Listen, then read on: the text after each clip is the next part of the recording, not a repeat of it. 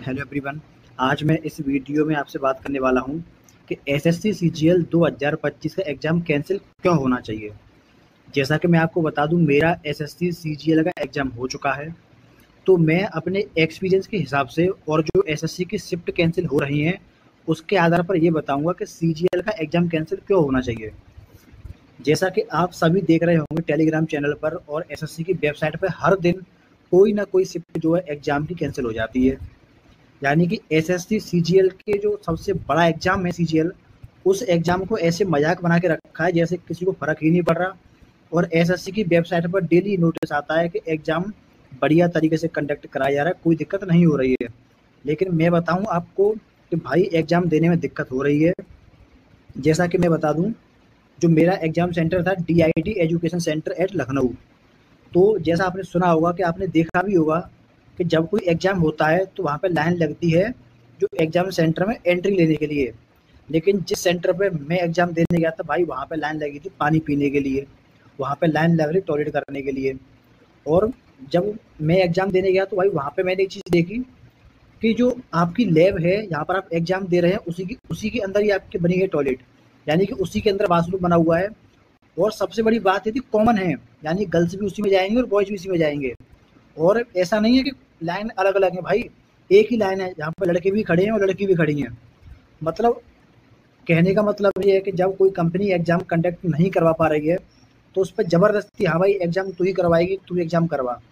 मुझे ये समझ में नहीं आता कि लगभग 6 साल से टीसीएस अच्छा खासा एग्ज़ाम करवा रही थी। सबको जो है होम सिटी के अंदर एग्ज़ाम सेंटर मिल रहे थे। ना दूर आना, ना दूर जाना, ना कोई ऐसी शिकायत मिल रही नकल जैसी। लेकिन ज़बरदस्ती टीसीएस को हटा दिया और नई कंपनी ले आए। और जब नई कंपनी की ऐसी क्षमता भी नहीं है कि वो सीजीएल जैसे बड़े एग्ज़ाम करवा सके। आपने देखा होगा सिलेक्शन पोस्ट का जो एग्ज़ाम है उसे किए हुए लगभग 1.5 महीना होने पे आ गया और अभी तक आंसर की नहीं आ पाई है। और मैं बता दूं, जो आपकी लैब है वहाँ पे इतनी जगह नहीं है कि आप आराम से दोनों हाथ रख के ऐसे बैठ सकें, यानी कि अपनी कोहनियों को रखकर। बस यही है कि उसपे आपका जो छोटा सा कंप्यूटर रखा है, यानी कि जो लैपटॉप की स्क्रीन से छोटा सा भी कंप्यूटर मेरा ऐसा था। और वहाँ पे केवल इतनी जगह है कि साइड में माउस रख गया तो आप अपना एक पेज ही रख सकते हैं। भाई बहुत ही बुरी सिचुएशन लैब की है। और एग्जाम सेंटर पे बार बार लाइट का आना, लाइट का जाना। हालांकि मैं ये नहीं कह रहा कि पीसी बंद हो रहे थे, पीसी बंद नहीं हुए और मेरे एग्जाम में कोई ऐसी रुकावट नहीं आई। लेकिन जैसा मैं देख पा रहा हूँ डेली एग्जाम जो है कैंसिल हो रहे हैं। कहीं पे जो है आग लग रही है लैब के अंदर, कहीं पे जो है हैकिंग करने की कोशिश करी जा रही है। तो इस तरीके की चीज़ें देखने को मिलती हैं, तो भाई ऐसा लगता है कि काम फेयर नहीं हो पा रहा है। और मुझे ऐसा लगता है कि अगर ऐसा चलता रहा तो फिर सीजीएल कट ऑफ भी आई भाई आसमान छुएगी, क्योंकि कुछ पता ही नहीं है क्या हो रहा है।